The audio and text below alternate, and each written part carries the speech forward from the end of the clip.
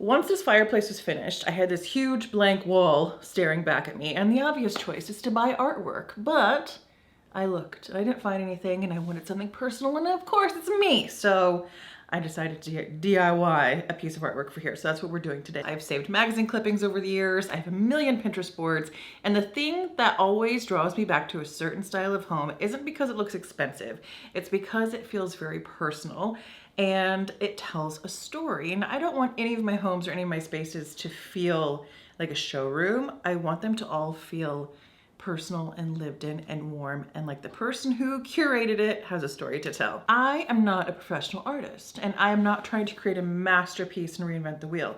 I just wanted to create something for this room that fit the vibe, that fit the Whitney that you can't really find in a store. So let's go do that now, shall we? Don't have a paint palette here.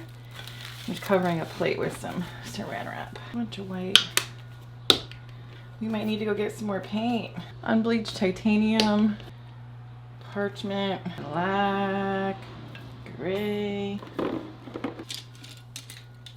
So we're gonna do a little bit darker on top and a little bit lighter on bottom. If you don't know where to start, get yourself some inspiration images. These are the two that I saved for this project. Now, we're not trying to recreate the inspiration images, we're trying to pull inspiration from them. I really love the simplicity and composition of this one with the tiny horse surrounded by all of that negative space. And I am so in love with Sarah York's work. She's an artist based in Nashville, and I really love the way that she uses like earthy, muted colors and simple forms. So this is my jumping off point, but whenever I start painting, I always allow myself to just play with it and see where it goes. I knew I wanted it to be very neutral and very tonal, so I basically squeezed a whole bunch of different creams, taupes, browns, and muddy neutrals onto my palette and started layering them onto the canvas. There were so many moments in this process that I questioned myself, and I thought, like, do I really want to be painting something here? I'm not an artist. I can't do this. Other people can do this better than me. But don't we all go through that? We all doubt ourselves, but that's the beauty in the process of making art, of doing anything really. You just have to trust yourself, and you got to get over that little hump because you can do it. You are just as good as anybody else, and it's for your own home. So you're not getting a grade on it. Just do it, okay? I didn't want the background to be one flat color, so I started cross-hatching with different shades over each other, almost in the way you would with a lime wash. I mixed a couple different colors onto my paintbrush while I'm cross-hatching, and then I put down one layer, let some of it show through, and go back over with another layer with a different color combo. And then I just keep building and building the texture this way until it feels like a really soft, cloudy texture.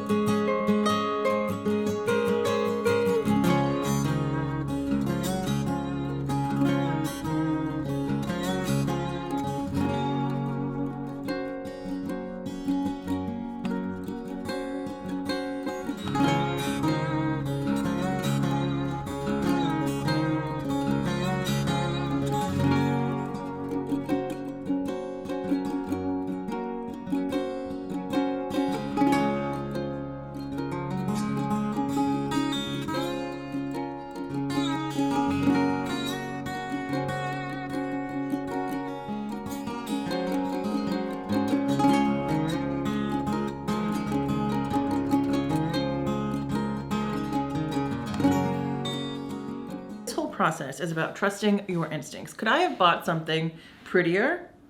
Probably. Could I have bought something way more expensive? Absolutely. But did I do those things? No, no, no, no, no, no, no, and neither are you. Part of the process of pulling together a really collected, designed, curated home is pieces like this, are things that are super personal, things that have your fingerprint on them, things that you can't find in big box stores or in mass market. That's why art is so important, and you are totally capable of creating your own art that is inspired by your own story, your own journey, your own house, your own whatever it is that you want to bring into your space. You can do that. The secret to getting a really nice texture is to do multiple layers. So I've let this dry and gone back over it with another layer. And I really love that you can see the little variations, especially when the light hits it. From far away, it looks like one color, like a textured color, but when you get closer, you can tell that there's a lot happening in there. And then came the circle. I don't really have any particularly profound explanation for this part. It just felt right. There's something about a simple terracotta circle against all of these neutrals that I just fell in love with. It almost feels a little Japanese to me, kind of like a rising or a setting sun. And the funny thing is, once I hung this over the fireplace, I realized the sun actually comes up on this side of the house. So now there's this little painted sunrise above the fireplace where the real one is happening just behind it. That was completely unintentional, but it's one of those little details that make me love it even more. And I think this is where I finally stopped trying to decide whether the painting was good and started asking myself a much simpler question. Do I like it? And I do. It feels like it belongs in this room, and really, that's the whole point.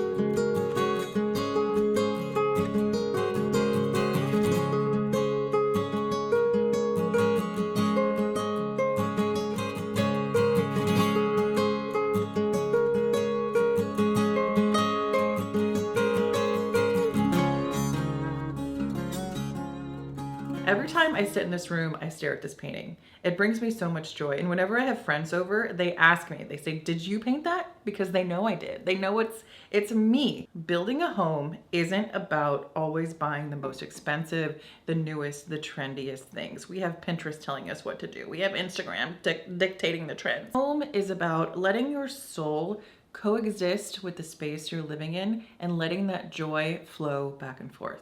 I hope you guys enjoyed this video, and I will see you all on the next one. Bye.